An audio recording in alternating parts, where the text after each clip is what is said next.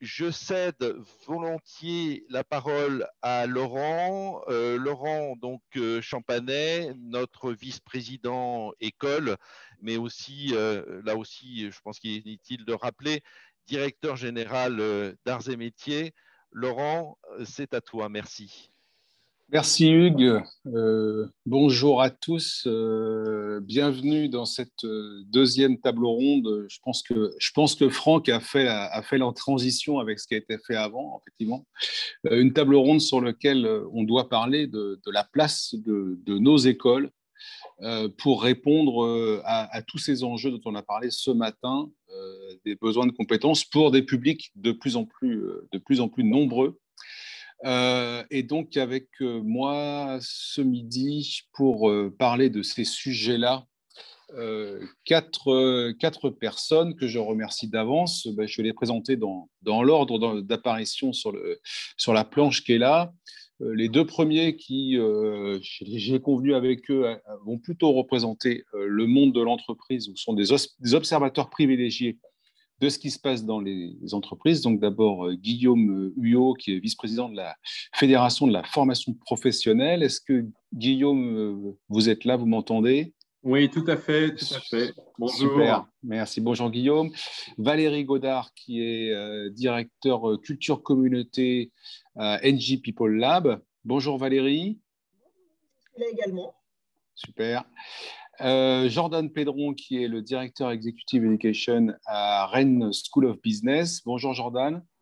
Bonjour Laurent, bonjour à toutes et à tous. Bonjour. Et puis Frédéric Pain, qui est directrice de NSCI Les Ateliers. Bonjour Frédéric.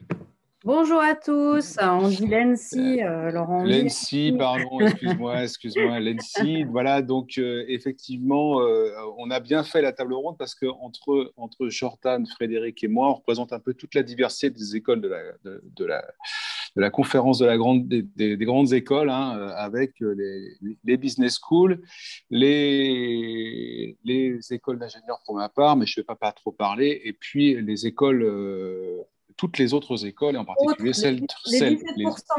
voilà, et en particulier celles qui relèvent des arts et de la culture que va représenter dignement Frédéric. Merci à toi. Alors, trois questions autour de cette table ronde. La première, je vais m'adresser prioritairement à nos deux amis qui représentent plutôt l'industrie.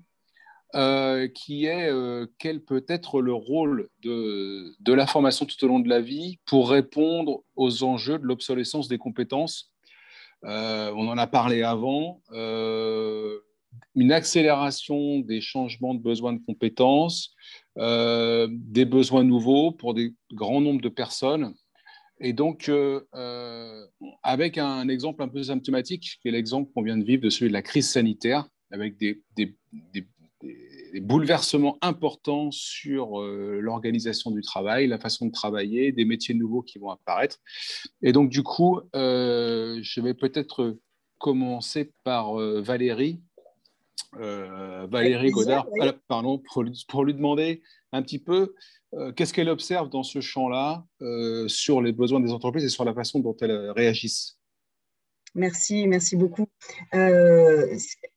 C'est véritablement une des attentes assez essentielles des personnes. Alors, on le savait de façon générale, mais là, on l'a observé de façon massive pendant la crise, et c'est quelque chose qui peut même être j'ai envie de dire, une soupape d'aspiration. Mais enfin, en tout cas, l'idée est absolument là, puisque tout ce qui touche à la formation tout au long de sa vie, en tout cas l'année qui vient de s'écouler, ça a été massif en termes de demande côté des jeunes embauchés et massif en termes de demande côté des salariés tout court.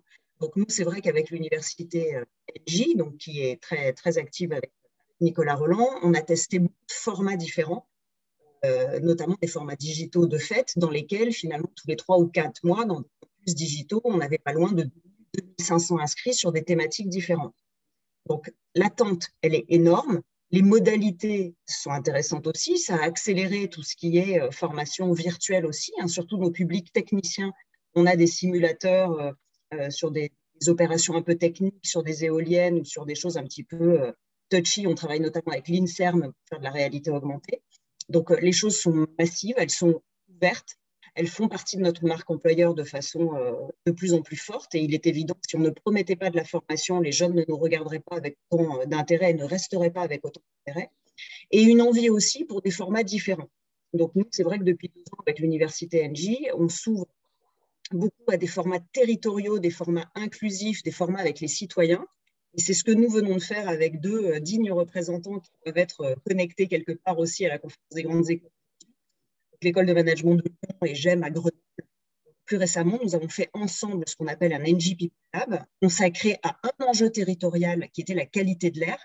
Et nous avons eu 2000 citoyens et le jour J, pendant 2 jours, pas loin de 100 personnes, dont des étudiants, dont des salariés, quel que soit leur âge, pour essayer de réfléchir ensemble à comment améliorer la qualité de l'air dans un territoire et donc comment se former sur le sujet. L'engouement est massif, tant du côté académique que du comité des personnes qui sont dans le monde industriel et de formation. Et ça va se poursuivre puisque nous allons créer et donc apprendre différemment sous format d'incubateur, notamment avec nos 2 écoles partenaires. Voilà, des modalités de formation tout au long de sa vie qui évoluent, qui sont beaucoup plus ouvertes, beaucoup plus digitales et beaucoup plus respirantes et épanouissantes pour tout le monde, je dirais. Voilà ce qu'on a observé cette année. Ok, alors ça me permet d'annoncer la 3e table ronde où on parlera effectivement d'université d'entreprise et de menaces ou d'opportunités pour les grandes écoles. Donc je me tourne vers Guillaume maintenant, vice-président de la Fédération de la formation professionnelle, qui est un observateur un peu plus large parce qu'il regarde quels sont les besoins des entreprises, mais aussi un peu les besoins de formation de la société. Donc Guillaume, est-ce que vous pouvez préciser ce que vous observez et puis peut-être en insistant dans un 2e temps sur les questions de conséquences de la loi Avenir Pro, requalification, reconversion, et quels défis vous voyez derrière ça? Oui. Alors bonjour à tous. Écoutez, effectivement, je représente la Fédération de la formation professionnelle, donc, qui représente plus de 1000 adhérents, qui sont des entreprises de formation, des cabinets de conseil, qui sont des sociétés qui interviennent également dans le domaine des solutions numériques sur le sujet de la compétence. Vous avez également évidemment des éditeurs en matière de contenu, etc.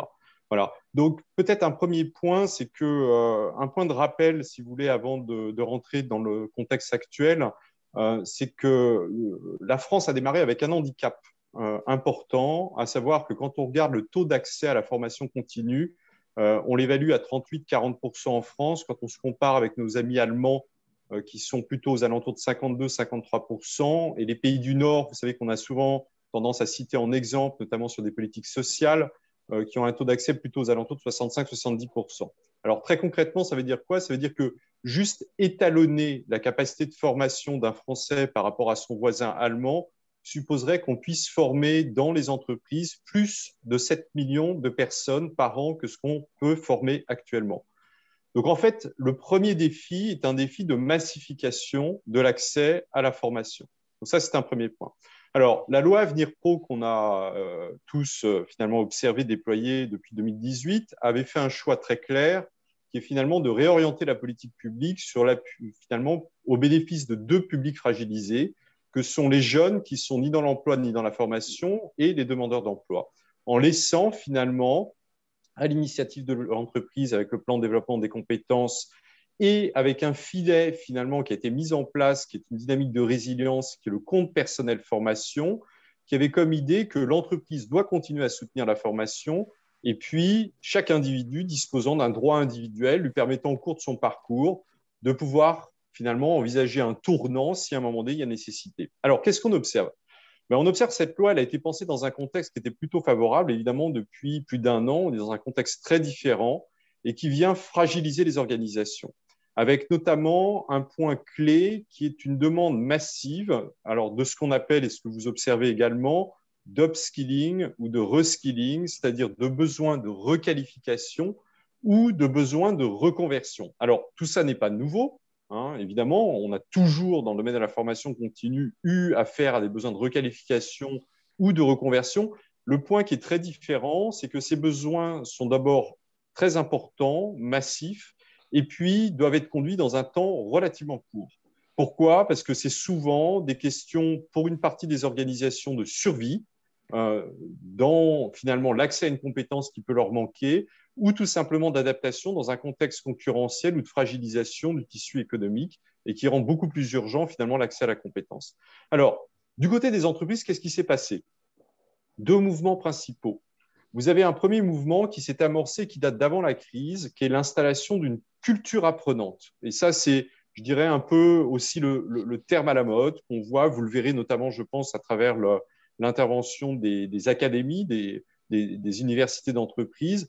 Alors, cette culture d'entreprise, cette culture apprenante, elle a pour vocation à installer la formation comme un geste finalement quotidien et qui passe souvent par la mise à disposition de bibliothèques de contenu, de bibliothèques d'expertise, de liens entre experts à l'intérieur de l'entreprise. Et les universités se sont beaucoup focalisées là-dessus pour aider finalement et appuyer un accès à la compétence très opérationnel au quotidien. Alors, ça a un intérêt, c'est que ça précipite une culture de la formation qui, faisait un peu défaut finalement dans les organisations. Ça a une limite, c'est que si vous voulez, c'est un appui qui peut avoir un intérêt d'un point de vue technique, mais qui ne traduit pas toujours la compétence en action dans finalement la situation de travail. Et du coup, vous avez un deuxième mouvement dans les entreprises qui est finalement le fait de revisiter un portefeuille d'offres de formation de façon à le rendre plus accessible, souvent d'envisager une massification et qui passe évidemment par l'introduction de tout ce qui est digital learning. Alors ça a été le grand bénéfice de la crise actuelle, c'est que tout le monde s'y est mis, avec évidemment un gap qu'il a fallu combler très rapidement. Bon, ça pose quand même une difficulté, si vous voulez, dans les organisations, c'est que sur le sujet de l'offre, la mise à niveau a été faite relativement rapidement, plutôt correctement.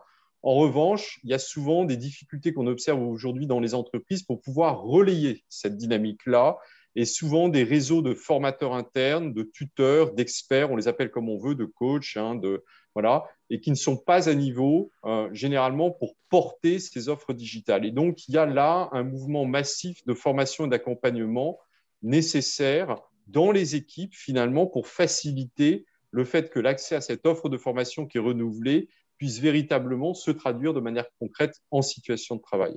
Voilà, donc ça, c'est les challenges, si vous voulez, qu'il y a. D'une part, véritablement un enjeu de massification sur lequel la France avait déjà du retard et qui est en train de s'accentuer malheureusement avec le contexte de crise.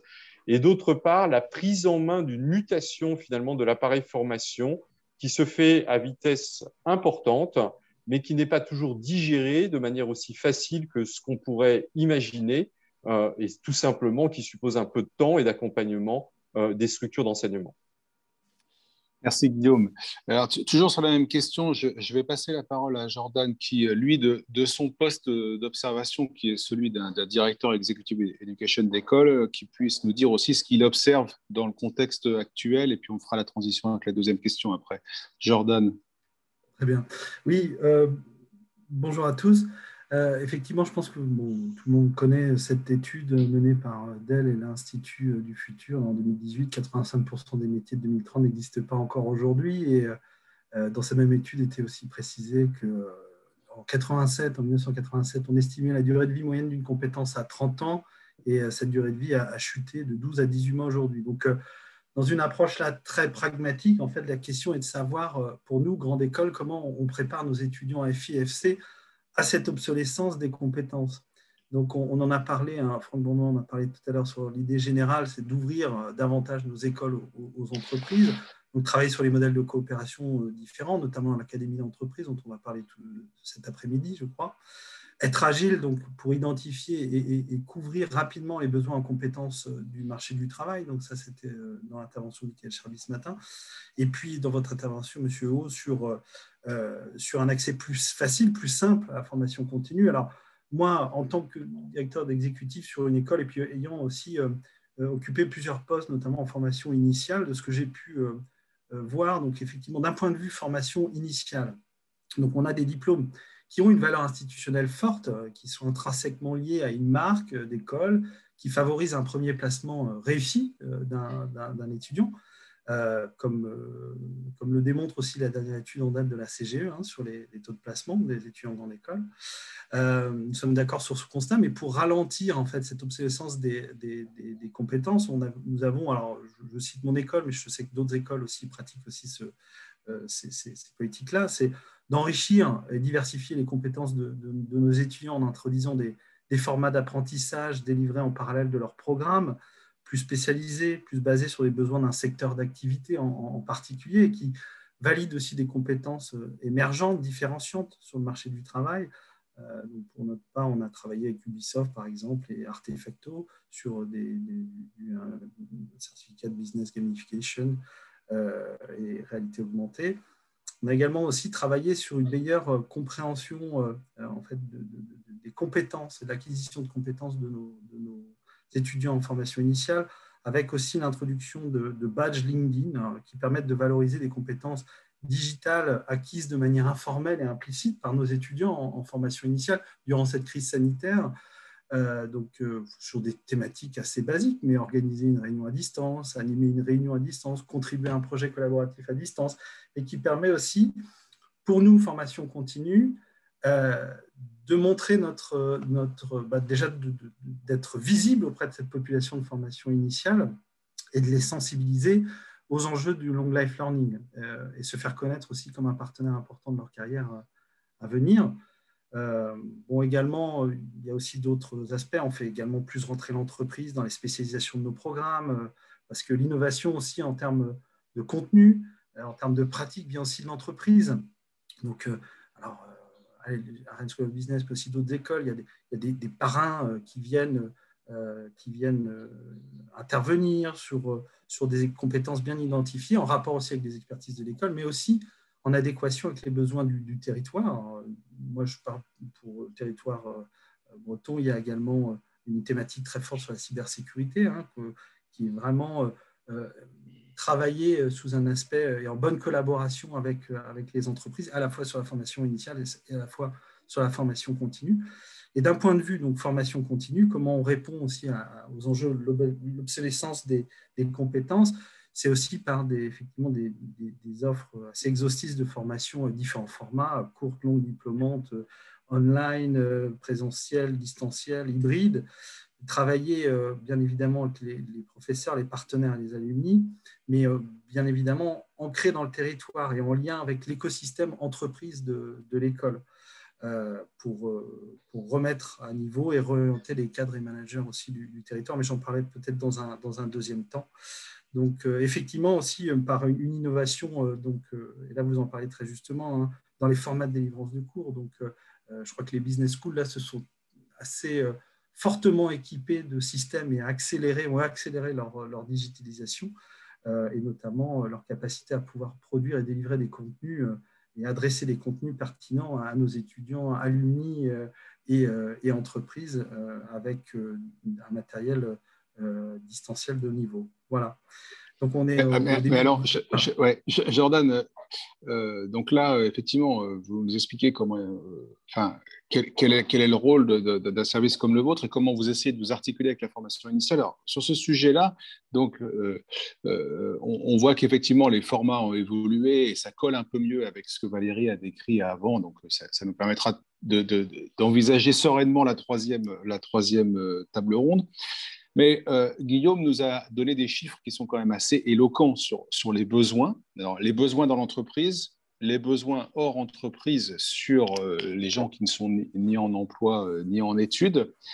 Est-ce que vous pensez que, en particulier sur cette deuxième population, est-ce qu'il y a une place pour les grandes écoles ?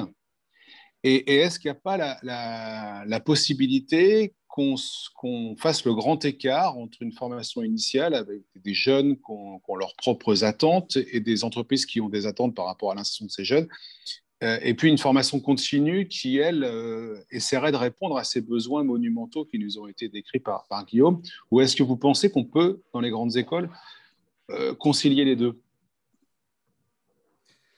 Alors, sur la porosité formation initiale et formation continue, effectivement, il y a un sujet. Alors je ne sais pas si votre question est aussi connectée avec l'amélioration de l'insertion professionnelle dans ce contexte. Ces questions sont liées. Effectivement, oui. C'est-à-dire que sur la formation initiale, on se pose vraiment la question de l'insertion professionnelle de nos étudiants. Là, sur la formation continue, on a l'impression que c'est des champs qui sont un petit peu différents. C'est-à-dire que comment est-ce qu'on arrive à tout faire, quoi? Est-ce que c'est vraiment deux métiers différents qu'on met dans une même boîte qui est la grande école, ou est-ce qu'on arrive à faire ces deux métiers-là ensemble, quoi? En fait, c'est tout l'enjeu, effectivement, de ce qui arrive maintenant et dans la façon dont on voit la formation, dont on l'aperçoit de les entreprises, mais également les alumni et nos étudiants. C'est que, pour ma part, je pense que la frontière entre les deux, formation continue et formation initiale, diminue très, très fortement. Et les prochaines étapes que nous, on a à franchir, c'est effectivement décloisonner ces deux mondes et essayer effectivement d'avoir des ressources, formation initiale et formation continue qui soient mutualisées, parce que on en a parlé tout à l'heure, il y a quand même un cloisonnement aussi des ressources dans beaucoup d'écoles, c'est-à-dire que vous avez des ressources formateurs plutôt dédiées à la formation initiale et des ressources formateurs plutôt dédiées à la formation continue. Donc, il y a un travail à effectuer par rapport à ça.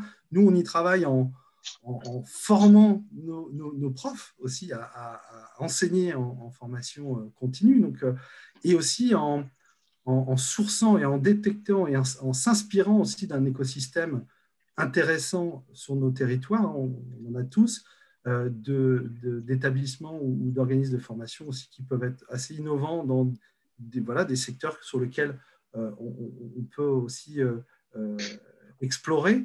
Donc effectivement, avoir les ressources et former nos ressources pour diminuer cette porosité entre formation initiale, formation continue. Proposer aussi des parcours, université d'entreprise, on en parlera tout à l'heure, mais effectivement, d'aller aussi sur ce type d'approche et académie d'entreprise et jouer un rôle là-dedans en termes d'ingénierie pédagogique, en termes de ressources, etc. Ok, merci. On reviendra après là, sur la question des territoires, là, en réponse à ces besoins des entreprises. Alors, Frédéric, ton point de vue sur cette question-là, c'est-à-dire grand écart, formation initiale, formation continue, et comment est-ce qu'on s'appuie sur tout ça pour améliorer l'insertion professionnelle de nos étudiants dans ce contexte-là? Alors, le sujet est énorme. Ouais, c'est vrai que c'est un grand écart entre formation initiale et continue. Et en même temps, donc c'est toujours effectivement le gros sujet dans les écoles de comment on fait pour que ces deux populations se croisent un maximum pour qu'effectivement il y ait une dimension vertueuse qui s'opère. Ça, c'est la grande question à chaque fois, je pense, dans les écoles. Et nous, en tous les cas, on l'a. Ce grand écart, ouais, il est à la fois présent et en même temps, je pense que ce que je disais, c'est un peu... Il est temps aujourd'hui de travailler sur ce qu'on appelle la désinhibition, c'est-à-dire qu'il faut arrêter de se mettre des enjeux incroyables sur la formation continue en visant... je ne sais pas comment je pourrais m'expliquer, mais en fait, le sujet aujourd'hui vraiment clé de la formation, c'est déjà, quand on dit formation tout au long de la vie, enfin, on travaille sur le fait que non, une formation digne de ce nom n'est pas que initiale. Donc, on peut effectivement tout au long de sa vie se former de façon très experte sur plein de sujets. Donc, ça, c'est le premier point et qu'il faut le faire. Et là, j'ai hâte d'entendre la dernière table ronde parce qu'effectivement, je trouve qu'aujourd'hui, la collaboration avec les universités d'entreprise pourrait être encore meilleure avec les écoles. Enfin, pour effectivement qu'il y ait une vraie articulation, une vraie compréhension. Franchement, c'est la jungle aujourd'hui des formations. On peut en faire plein, il y a plein de formats. Donc, quand même, nos étudiants, nos futurs étudiants, nos stagiaires, comme on les appelle, ceux qui sont en formation continue, sont paumés. Il y a vraiment tellement d'offres qu'il y a besoin d'un accompagnement. Donc ça aussi, c'est un sujet. Mais il y a vraiment besoin de se dire, OK, si je fais ça tout au long de la vie, et le fait qu'on mixe les deux populations dans les écoles, formation initiale, formation continue, nous permet à nous, déjà, pour nos élèves en formation initiale, de se dire, OK, on va se former tout au long de sa vie. Déjà le premier point. Et ça a explosé ces 10 dernières années et c'est vraiment très, très positif. Parce qu'en fait, en mixant nos étudiants en formation initiale avec ces professionnels qui viennent se former en formation continue, bah, ça y est, ça ouvre les chakras en fait. Hein. On se dit, OK, ah, bah oui, moi j'ai croisé tel ingénieur, tel manager qui a 10 ans d'expérience, il est venu bosser avec moi pendant 6 mois, pendant 1 an. Et donc là, en plus, l'effet vertueux, c'est que c'est à la fois des étudiants, les étudiants en formation continue, mais c'est les futurs employeurs, peut-être aussi de ceux qui sont en formation initiale. Hein. Donc du coup, on a des effets vertueux à tous les niveaux. Mais c'est vrai que c'est un grand écart dans les écoles d'arriver à croiser ces deux populations. Donc aujourd'hui, il y a plein de formats, hein, des workshops collaboratifs, travailler avec des entreprises pour mixer les formations. Je pense qu'effectivement, côté entreprise, on devrait voir arriver beaucoup plus souvent dans les écoles ces salariés qui viennent se former et pas que dans des campus qui sont en dehors des écoles. C'est là où s'opère la formation initiale. Parce que souvent, on se dit, OK, on va mettre ça dans un autre campus. Il n'y a pas les élèves de formation initiale, ils sont entre eux. Et je trouve ça dommage parce que du coup, on n'opère pas le lien entre formation initiale et formation continue. Toujours pour cette volonté d'avoir, de stimuler l'immersion et de faire en sorte que ça rentre dans le domaine du possible dans nos élèves en formation initiale. Donc, ils seront différents après. Ils auront ce réflexe-là. Et puis, pour la formation continue, quoi de mieux que d'être en immersion, là où s'opèrent les disciplines qu'ils veulent apprendre. Donc ça, c'est le premier point. Après, nous, en ce moment, on voit effectivement une explosion de la demande et c'est très bien. D'autant plus qu'on est sur une discipline qui est assez demandée en ce moment autour du design thinking, etc. Donc, effectivement, on est très demandé. On a aussi un master spécialisé dans la question du vivant. Donc, tout ça, c'est des questions qui sont très demandées. Mais je trouve qu'on n'est pas encore suffisamment avec des articulations avec les universités d'entreprise sur ces sujets-là. Donc, je redis, j'en profite pour repasser le message, disons que ça pourrait être plus articulé. Nous, les écoles, c'est compliqué quand même de mettre en place des formations continues. Il y a plein de côtés. Quand même, on doit connaître énormément de notions de certification, tout ce qui est administratif et une montée en compétences de folie pour nous aussi. Donc ça aussi, si on pouvait être un peu plus accompagné sur ces enjeux-là, ça permettrait aussi d'avoir des déclenchements pour que, effectivement, ceux qui font de la formation continue viennent se former plus facilement parce que ça demande vraiment… ce n'est pas qu'un programme de cours qu'on propose, c'est ça toute la différence avec la formation initiale, c'est qu'il y a un vrai questionnement sur l'insertion pro. C'est-à-dire que ceux qui viennent se former en formation continue, il y a 3 façons. Moi, j'ai identifié qu'il y a 3 niveaux dans la formation continue, 3 enjeux. Soit je viens juste compléter ma formation et ma carrière continue, c'est une forme d'augmentation de mon poste actuel. Soit c'est une vraie réorientation professionnelle. Et là, dans ce cas-là, il faut nous aussi qu'on accompagne parce que si c'est un vrai changement, les écoles doivent aussi apprendre à accompagner ces acteurs-là qui ne sont pas des acteurs classiques de la formation initiale, qui sont des acteurs qui arrivent avec une expérience d'avant et qui en plus vont basculer dans un nouveau métier. Et ça, c'est une autre forme de réflexion sur l'insertion professionnelle pour les écoles. Donc, on a un vrai enjeu là-dessus. On a un vrai enjeu là-dessus de voir comment on articule ces nouvelles formes d'accéder à la formation professionnelle.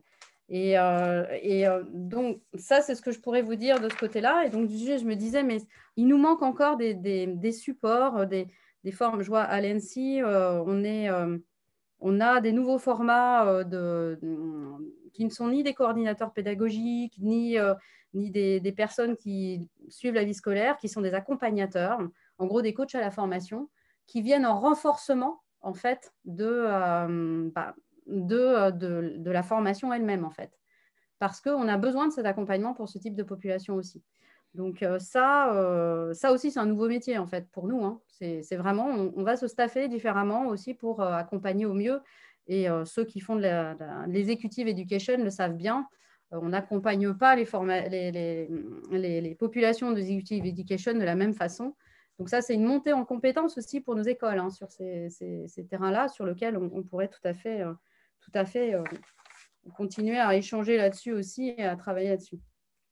Donc, je ne sais pas s'il y a d'autres points que tu… Je vais en profiter pour faire une petite parenthèse, vous êtes plusieurs à avoir abordé le sujet là, qui est effectivement dans cette relation entre les écoles et les entreprises. Et il y a un troisième partenaire qui intervient souvent, c'est le territoire. Alors, peut-être que je ne sais pas si peut-être on peut demander à Guillaume comment il voit les collectivités territoriales. Je vais essayer de faire une parenthèse pas trop longue parce que ce n'était pas forcément un sujet qui était prévu dans la table ronde, mais qui intervient aussi avec aussi des collectivités qui s'intéressent à nos étudiants en formation initiale.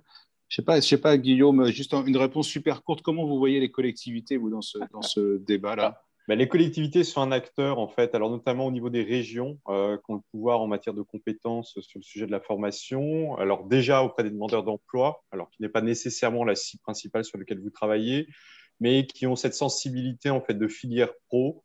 Alors il peut y avoir des politiques régionales et de branches quelquefois qui se montent et qui permettent finalement sur une filière industrielle donnée d'avoir des enjeux d'accompagnement compétences qui peuvent être très dirigés. Alors, il y a quand même un lien avec les demandeurs d'emploi parce que vous pouvez avoir, par exemple, sur des filières, des problématiques de métiers en tension ou de métiers d'avenir sur lesquels la problématique de sourcing et de recrutement est très déterminante. On le sait, hein, vous formez les étudiants en formation initiale, mais ce n'est pas suffisant. Il y a un besoin d'opérationnalité, de reconversion. Et donc là, vous avez des montages qui sont assez intéressants. Vous avez des financements publics également qui sont associés, ce qui suppose, en fait, si vous voulez, de pouvoir intégrer une capacité d'ingénierie. Donc, ça doit vous parler pour ceux qui sont sur le domaine industriel. Hein, il faut associer, en fait, une ingénierie pédagogique, qui est vraiment le cursus lui-même, une ingénierie de financement, et c'est là où souvent la région intervient, et puis une ingénierie tout simplement dans le montage du projet entre les acteurs. Et il me semble, si vous voulez, que c'est là où il faut qu'on ouvre un peu nos représentations et sans doute de travailler beaucoup plus en co-construction dans un certain nombre de cas. Et là, on peut véritablement avoir des enjeux de formation qui ont un enjeu à la fois citoyen, hein, ce qui est le rôle des collectivités, et puis en même temps très relié à un enjeu emploi-compétences, qui est notre métier à tous ici, évidemment. Ok, merci. Et Valérie, vous avez parlé tout à l'heure, vous, justement du côté citoyen. Là, vous utilisez, vous, le territoire, ces citoyens pour vos activités?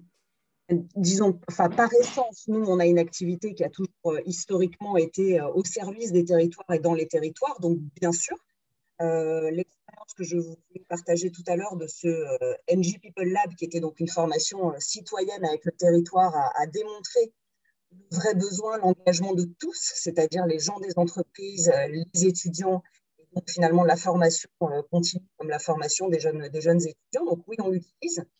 Et c'est vrai que de façon plus générale, en vous écoutant tous et par rapport à la question tout à l'heure, moi je me suis noté 4 points qui sont des lieux ou des sujets dans lesquels à la fois les étudiants et donc la formation continue a envie, a intérêt et met de la curiosité pour se retrouver. Et les 4 points sont les suivants. La première, c'est effectivement cette émergence à encourager de spécialités, je vais les appeler comme ça, territoriales, qui sont les marqueurs de la marque France, j'ai envie de dire. Hein. Cannes a annoncé hier qu'il lançait tout un écosystème autour du luxe. Cannes était déjà présent sur la partie parfum, hein, donc de la formation au sens large pour tout le monde, cette spécialité que le monde nous envie. Bon, on a des choses autour de la Bretagne, de Brest, autour de la mer. On a des choses magnifiques au centre France, autour des écoles qui développent des choses autour du vin ou du champagne. Bref, moi, je parle tant là avec ma casquette entreprise que ma casquette CEFDG quand je vois toutes ces écoles préparer et proposer des choses. On a des trésors autour des compétences France que le monde nous envie, qu'il faut absolument encourager, dans lequel tant les étudiants que les entreprises vont trouver intérêt à se retrouver. Donc ça, c'est le premier message. Deuxième message, on voit cette émergence et cette envie de se retrouver, quel que soit l'âge, de formation sur les soft skills. Alors quand je dis soft skills, je vais dire les formations autour de la culture, les formations autour du théâtre. Ça, c'est des choses qui sont de plus en plus émergentes et qui permettent d'aider à être mieux dans sa vie de façon générale. Donc ça, c'est quel que soit l'âge. Et le sujet thématique, vous le rangez en soft skill ou vous le rangez en autre chose, qui est l'entrepreneuriat. Ça, de plus en plus, que ce soit des gens, j'ai envie de dire, de 40, 50, 60 ans, ou des jeunes que vous connaissez bien les vôtres, il y a cette envie commune de se former, de se retrouver autour de ces thématiques de l'entrepreneuriat. Ça rejoint d'ailleurs. Et enfin, moi, ce que j'observe, ce sont des envies de gens jeunes, moins jeunes d'esprit en tous les cas, de contribuer, de se former autour de thématiques émergentes. Et là, la crise nous a montré 2 thématiques émergentes, en tout cas sur lesquelles je vois des curiosités, des envies, voire des départs. C'est les formations qui concernent tout ce qui est agriculture régénérative, et il y a pas mal de choses à faire autour de ça, quels que soient les métiers, ou la deuxième thématique qui est autour de santé et biologie. Voilà, donc je vous ai dressé 4 points, mais qui pour moi sont des points de tendance assez importants sur lesquels les gens de vos écoles et la formation continue peuvent se mélanger, se retrouver, se former ensemble et travailler pour la marque France au niveau international. Voilà mon commentaire. Merci Valérie. Je vais revenir un petit peu sur le côté territoire là, en posant la question à Jordan. Là, en tant que directeur executive education d'une grande école, est-ce que le territoire ou les branches en fait sont des acteurs nouveaux ou est-ce que vous avez toujours composé avec eux pour compléter la réponse aux besoins des entreprises? C'est une excellente question. Alors, pour être un petit peu caricatural, mais vraiment là en position d'observateur, et puis c'est un témoignage qui m'est propre sur mon vécu en business school. Effectivement, le constat que je fais sur la décennie qui vient de s'écouler, en étant encore une fois très, très caricatural et dans le secteur privé, sur le secteur privé, on a beaucoup cherché à développer ces 10 dernières années des marques fortes dans les business schools pour recruter plus efficacement en France et à l'international, pour anticiper le désengagement de fonds publics et développer la qualité de nos établissements par des systèmes d'accréditation en recrutant des professeurs-chercheurs français et internationaux.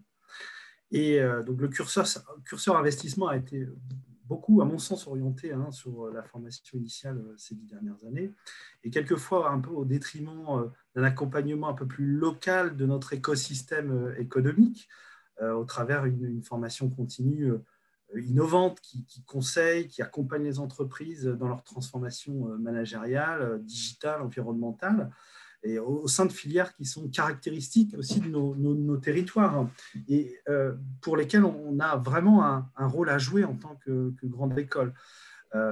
Également pour accompagner aussi des difficultés sociales qui jouent sur nos territoires, sur des entreprises qui laissent au bord du chemin des cadres très expérimentés, de très bon niveau, qui ne veulent pas déménager, qui veulent se reconvertir pour trouver un autre challenge professionnel. Donc, on forme, bien sûr, pour des transitions professionnelles réussies, mais également pour aussi atteindre des succès collectifs dans les entreprises et sur les territoires. Donc, voilà, moi, mon sentiment, si je continue là-dessus et sur ce constat, et puis vous dire un petit peu comment on a répondu à ça, on commence à répondre à ça dans un deuxième temps, c'est effectivement ce champ un peu laissé sur le territoire a laissé place à un développement un peu plus fort des formations CCI sur le domaine et champs de compétences du management, par exemple, c'est ce que j'ai observé, d'un écosystème d'OF, d'organismes de formation, quelquefois foisonnant et quelquefois très innovant et intéressant aussi à observer, et puis des écoles aussi du digital qui se sont développées beaucoup sur nos territoires, qui se sont bien installées aussi dans l'écosystème, dans l'économie locale, qui a fait naître des initiatives telles que Simplon, je pense que vous connaissez tous, qui investissent dans l'emploi sur les territoires en proposant des adéquations parfaites entre les besoins du territoire, de l'entreprise et des acteurs publics.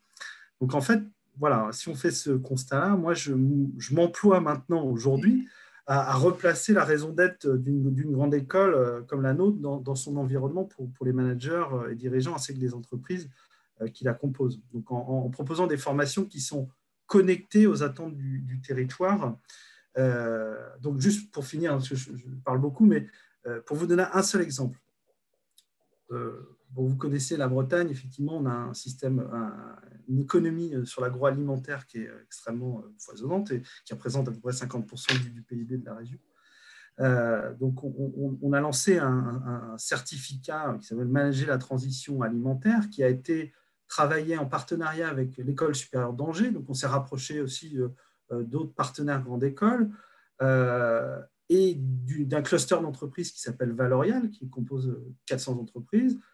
On a interrogé nos alumni, on a interrogé vraiment toutes les parties prenantes pour co-concevoir une formation de 10 jours en direction des dirigeants, des managers de l'agroalimentaire, pour les aider à traverser en fait cette transition dans leur domaine, pour décrypter la transition alimentaire et leur donner les clés stratégiques et organisationnelles pour la traverser. Donc voilà, c'était vraiment un petit exemple pour dire que effectivement, le rôle aussi d'une business school, d'une grande école en général sur son territoire, c'est aussi d'entendre les besoins du territoire, de concerter, de pouvoir construire, d'affiner pédagogiquement des cursus et de pouvoir les lancer. Voilà.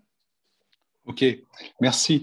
Alors, pour la dernière partie de cette table ronde, là, j'aimerais qu'on revienne à nos étudiants de formation initiale de grande école et à leur insertion professionnelle. Alors, nous, les grandes écoles, on forme les cadres de demain, on forme ceux qui feront les entreprises demain. Comment est-ce qu'on fait pour les mettre pendant leur formation dans la dynamique de la formation tout au long de la vie? Alors, avant de vous poser la question, je vais poser la question inverse à Guillaume Huet, qui est: qu'est-ce qui se passe si on ne les met pas dans cette dynamique-là? Oui, alors Laurent, c'était l'échange qu'on a eu hier soir, effectivement.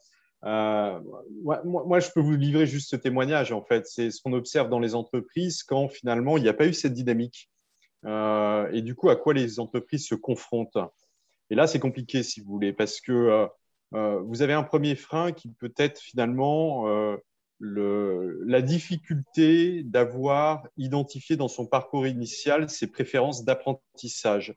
Et il peut y avoir même par rapport à cela des situations d'échec, c'est-à-dire des gens qui, à l'issue d'un cursus, qu'il soit complet ou partiel, finalement font des refus d'obstacles ou en tout cas n'ont tout simplement pas observé par quel biais elles préfèrent apprendre. Et ça, c'est sans doute une compétence à part entière qu'il faudrait pouvoir intégrer dans les cursus et qui est en fait, j'allais dire, un cadeau énorme que vous allez faire à vos étudiants parce que quelqu'un qui sort d'un circuit de 5-7 ans d'études et qui aura compris quelles étaient ses préférences d'apprentissage, vous lui livrez une capacité pour se former tout au long de sa vie.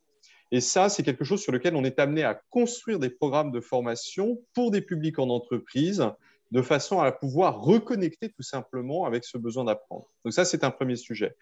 Le deuxième sujet, c'est que, vous l'avez tout à l'heure cité, on a un gros déficit de soft skills, avec un angle, si vous voulez, qu'on voit apparaître avec la crise qui, pour le coup, est assez intéressant.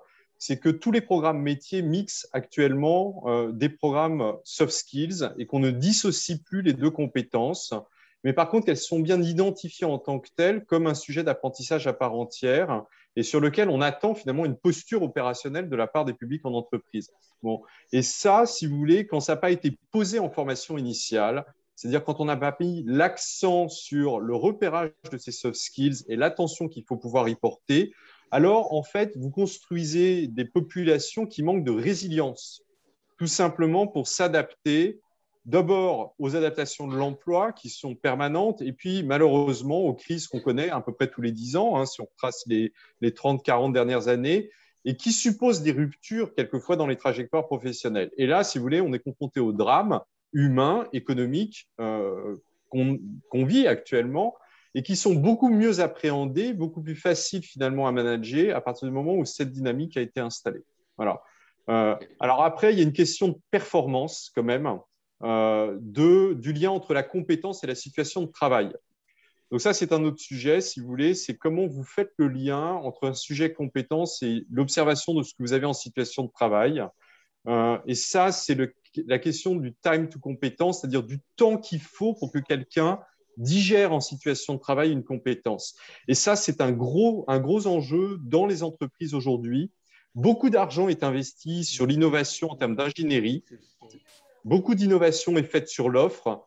Et finalement, l'angle mort, souvent, c'est le temps qu'il faut pour faire en sorte que la compétence se digère véritablement opérationnellement. Donc ça, c'est des sujets sur lesquels on a besoin de travailler. Merci.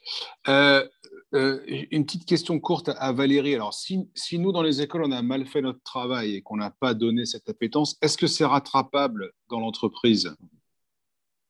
Alors, globalement, on n'a pas de cas catastrophique à signaler, hein, ça se passe plutôt bien. Donc ça, c'est le premier message. Bien entendu qu'on peut continuer le travail, hein, parce que de toute façon, c'est un travail de tout et c'est bien pour ça qu'il y a des universités d'entreprise, c'est bien pour pour ça qu'on travaille de plus en plus avec vous. C'est bien pour ça qu'on invente des formats, parce que de toute façon, voilà, on n'a jamais fini d'apprendre, ça paraît évident, mais c'est vraiment évident en entreprise, surtout qu'on est amené à vivre des cycles compliqués de plus en plus rapides. Donc, forcément, il faut s'adapter. Bon, après, je dirais juste, peut-être en complément, moi, peut-être ce que j'observe, c'est que les jeunes qu'on a en ce moment, ils ont peut-être une capacité à avoir un tout petit peu moins de recul, de patience, de travail sur la conscience, etc. Donc peut-être un domaine de développement commun qui peut être autour de ça. Après, ce n'est pas forcément eux, c'est toute une génération, c'est lié aux réseaux sociaux, c'est lié à tout ça.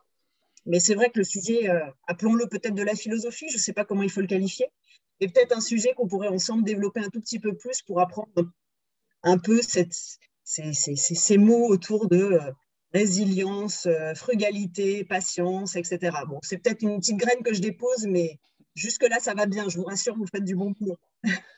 Merci.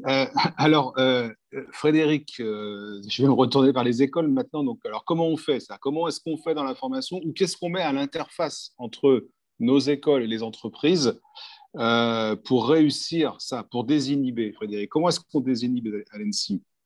On désinhibe à l'ENSI. Merci d'avoir repris ce terme, parce que je pense qu'on est vraiment là-dessus. C'est déjà la confrontation, c'est-à-dire vraiment trouver des espaces où les deux acteurs se rencontrent.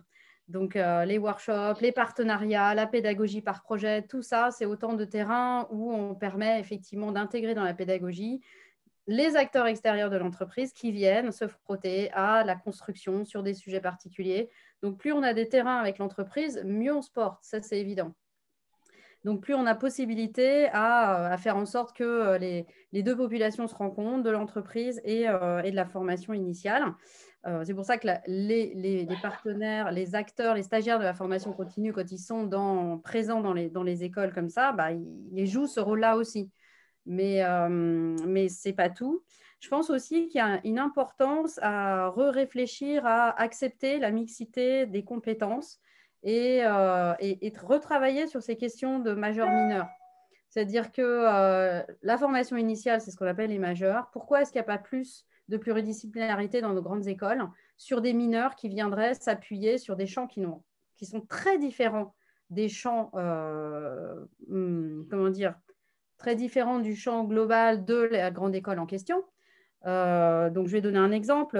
Vous y attendez, j'imagine. Pourquoi est-ce que dans les écoles d'ingénieurs, on ne fait pas plus d'art ou de design, par exemple? Ça pourrait être… Alors, mineur, majeur, ce n'est pas moins bien, mieux. Hein. C'est vraiment plutôt d'accepter qu'on est en capacité de former les mêmes ingénieurs ou les mêmes managers ou les mêmes designers. Nous, on fait des cours d'ingénierie ou de management, hein, tout à fait. D'accepter ça et que ça forme des profils qui acceptent la pluridisciplinarité. Donc, à partir du moment où on commence à accepter que notre discipline, elle peut être aussi sur d'autres disciplines. Je sais qu'aux États-Unis, quand on fait médecine, on a obligation de prendre une discipline qui n'a rien à voir avec la médecine. L'art, je ne sais pas, la philosophie, comme disait Valérie tout à l'heure, etc. Et c'est tout à fait accepté, c'est-à-dire ça en fait toujours des médecins. Mais ça fait rentrer cette capacité de se dire… Oui, c'est vrai, je peux apprendre autre chose. Et oui, c'est vrai, je serai toujours quelqu'un qui sera possiblement, ça rentrera dans mon cursus professionnel. Donc ça, je trouve que c'est clé. Aujourd'hui, on ne le fait pas assez. Et donc, il y a peut-être un champ d'investigation sur lequel on pourrait travailler, toutes les écoles d'ingénieurs. Et ça, c'est au sein de la CGE qu'on pourrait le faire. Et de management, et mes 17% dans lesquels je représente aussi. Et donc là, on pourrait aller sur le terrain des soft skills, du coup. Donc ça, c'est vraiment cette question globale de dynamique qui me semble importante. Et puis, il y a aussi cette notion d'état d'esprit d'une société, typiquement française, c'est-à-dire que pour les chercheurs, on sait très bien que tous les 7 ans, il faut faire une pause, il faut aller voir ailleurs. Donc, c'est intégré dans le cursus.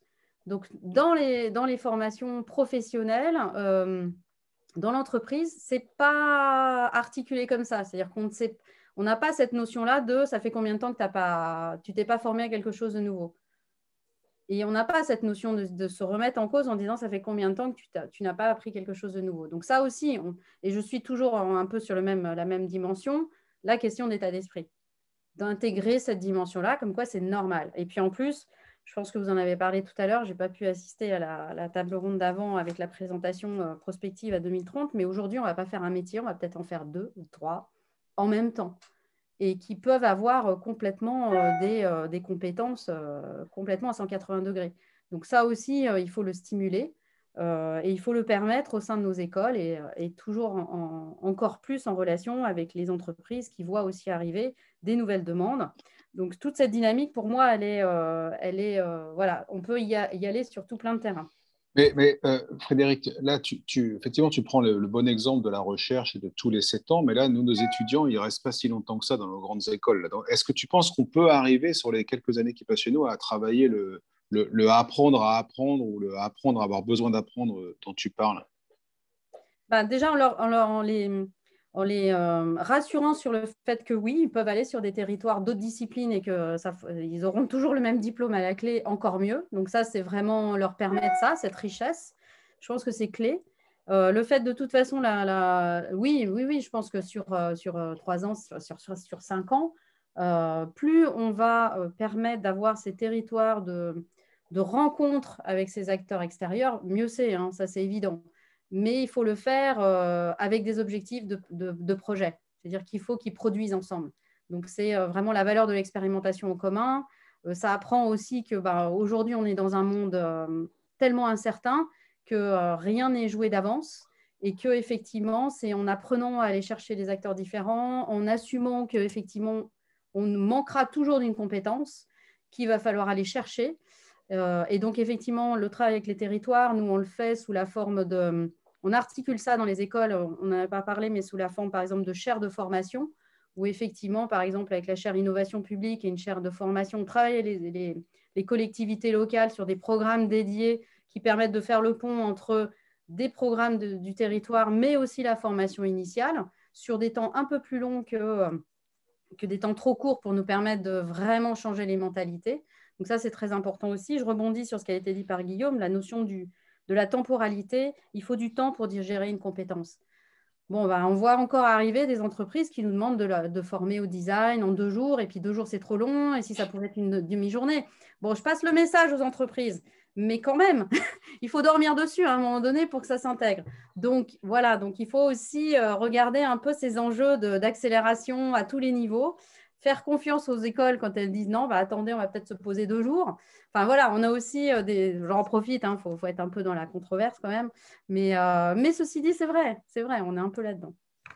Merci Frédéric. Et pour une dernière réponse avant de passer aux réponses aux questions du public, Jordan, est-ce que le fait d'équiper nos étudiants, de leur apprendre pendant l'école de certification, de badge, est-ce que ce n'est pas aussi un moyen de faire que tout le long de leur carrière, ils vont chercher à se former pour compléter leur collection de certifications, de certificats et de badges? Alors, c'est un peu le but, en fait. Effectivement, l'idée est pour compléter. Alors, tout à fait d'accord avec ce que disait Frédéric, notamment sur les espaces de rencontre et l'hybridation des contenus. Et je rajouterais effectivement, pour commencer à les travailler, on va dire, sur la notion de compétence et donner de la visibilité aussi à notre formation continue sur ce public de formation initiale. Voilà, l'idée, c'est de trouver des moyens comme ces badges LinkedIn, par exemple, puis c'est autrement des certificats de compétences sur des micro-sessions, sur des domaines émergents, quelquefois un peu éloignés du management. On est vraiment dans ces logiques-là de portefeuille de micro-cours qui pourraient être intéressants pour eux à valoriser aussi. Et ça leur permet aussi, en termes d'insertion, de pouvoir...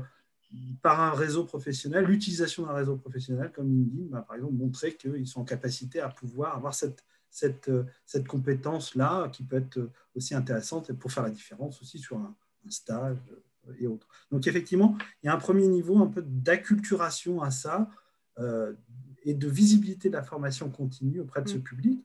Et puis, je rajouterais aussi, il y a tout ce dont on n'a pas beaucoup parlé aujourd'hui, mais nos réseaux d'alumni, immenses, effectivement, sur lequel on est en contact permanent, avec qui on peut travailler aussi des contenus de formation, on peut trouver effectivement, on a tous dans nos associations d'alumni des accompagnements carrière qui sont proposés, etc., etc. Mais effectivement, ça, c'est une grande richesse et qui, à mon sens, n'est peut-être pas encore exploitée à 100% de son potentiel.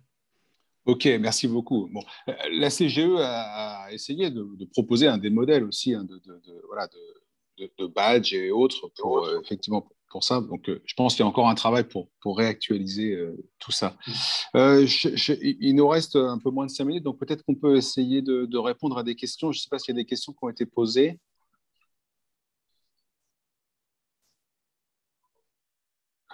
Qui est-ce qui récupère les questions? C'est Imen?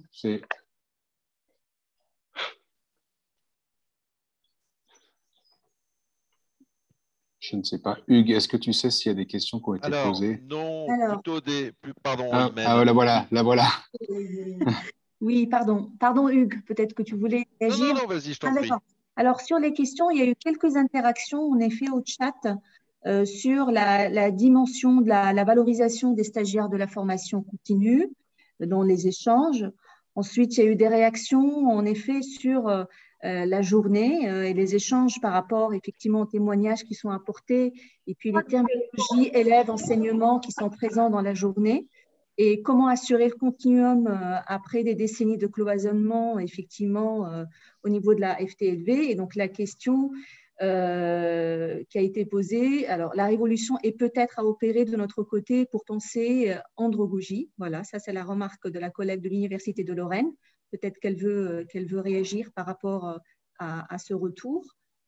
Et si je regarde, en effet, un peu plus bas, il y a quelques interactions, en effet, avec Tatiana de France, qui souligne la nécessité, ou en tout cas l'importance d'une synergie entre les universités et les grandes écoles et les entreprises sur la notion d'accompagnement des étudiants, sur la partie compétences, bien évidemment.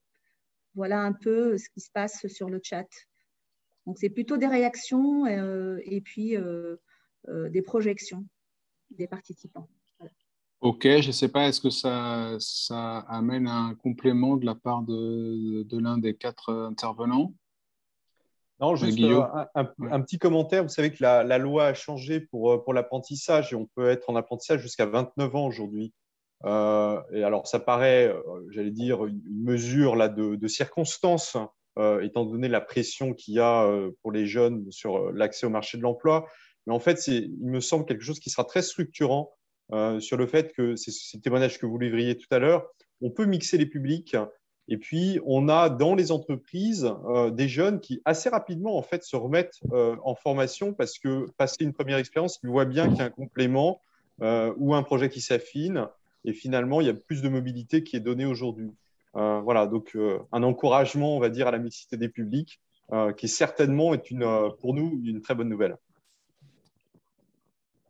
Merci. Jordan, je te voyais hocher la tête. Est-ce que tu veux compléter?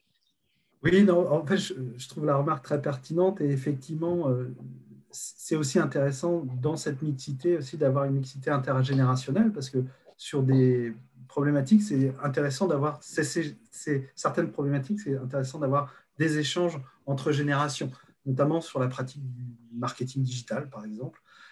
Vous avez des échanges très riches entre formation continue et formation initiale. Ok. Bon, je pense qu'on va s'arrêter là pour rester dans les temps. Je pense qu'on a bien fait l'articulation avec le reste de la journée parce qu'on a parlé territoire tout à l'heure. Rappelons que certaines de nos grandes écoles ont aussi des implantations à l'étranger et donc on va se poser la question de comment se passe la formation continue à l'étranger. Et puis effectivement, dans l'articulation entre nos étudiants et puis leur emploi, il y a les universités d'entreprise qui interagissent de plus en plus dès le début de la carrière. Donc, ça sera l'objet de la table ronde d'après. Merci Valérie, merci Guillaume, merci Frédéric, merci Jordan. Et je pense qu'on peut rendre la parole à Hugues pour la suite.